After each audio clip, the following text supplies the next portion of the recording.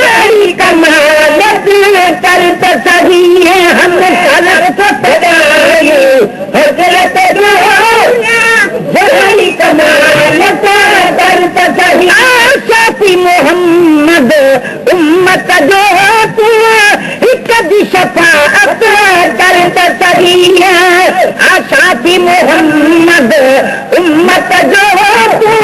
एक शफाअत करत सही हम सर को तलाई हजरत जो जड़ी कमालत करत सही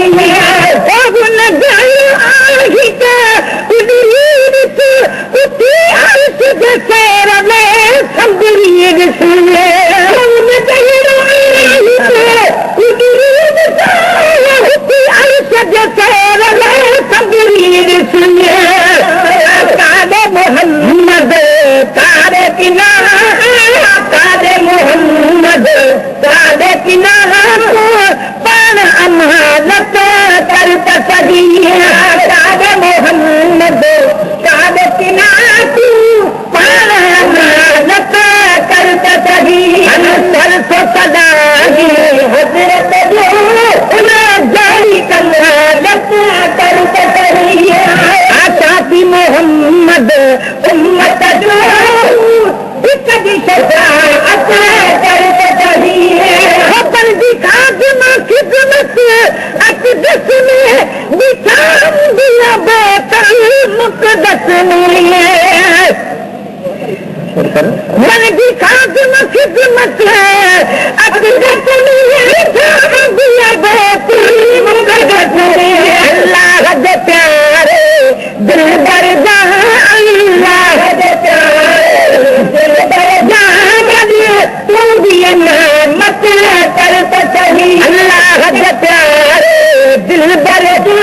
अल्लाह दे प्यारे दिल बरदा तू भी मत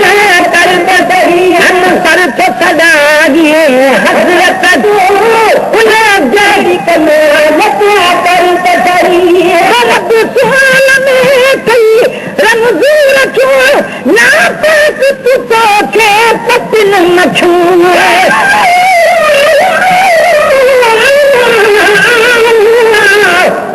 तेरे कई सब परेशान तू पिता कई चीज खरीद तुम्हारी बन बन में तू खरीद किताब मुसीबत ना निर्वार कितने जब आलम विच बगार किताब मस्कीन दसीना चीज तेरी मेरी अखियां तो होवे सब रब सोने में कई रमजूर क्यों ना पाक तू तो के पतिल मछुए रब सोने में कई रमजूर क्यों पाक तू तो के पतिल मछुए पाक पलीतिया बन का पाक पलीतिया बन का तू हिफाजत करत सही सर तो सदागी हजरत जो सर तो सदागी हजरत जड़ी कमालत करत सही मसी कुछ मानो आलिम से नहीं महबूब दुगो हमें भुज पवा नहीं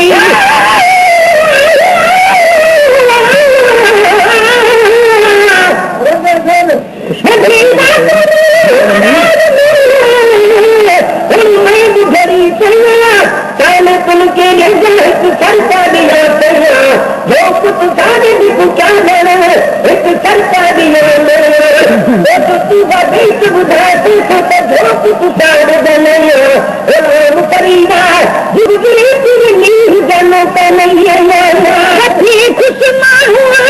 आलिम से नहीं महबूब में भुजता नहीं है अल्लाह ताआमुद दिल बर जो अल्लाह ताआमुद दिल बर जो बेबी इबादत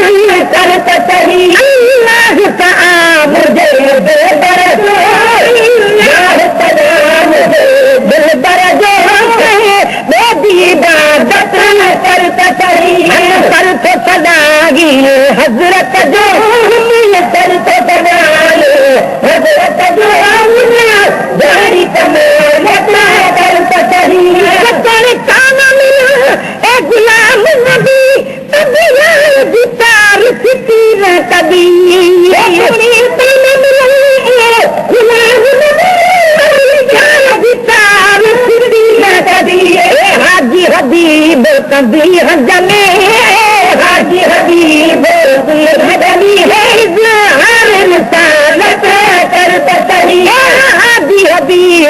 दुई हंजनी हाजी हबीब दुई हंजनी करत सही हम सरस सदा हजरत जो सरस सदा हजरत जो जहरी करत सही आशाती मोहम्मद आशाती मोहम्मद कभी शफा